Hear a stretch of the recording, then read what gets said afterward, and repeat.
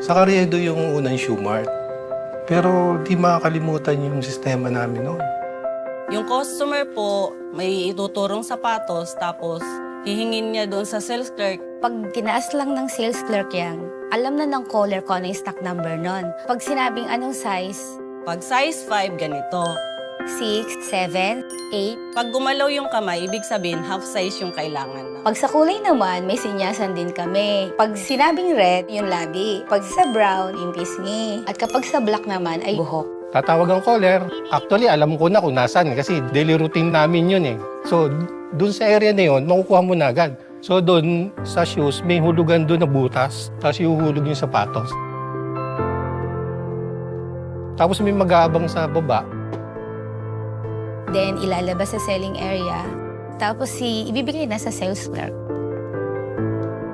Ngayon, ang laki talaga ng pagbabago ng SM.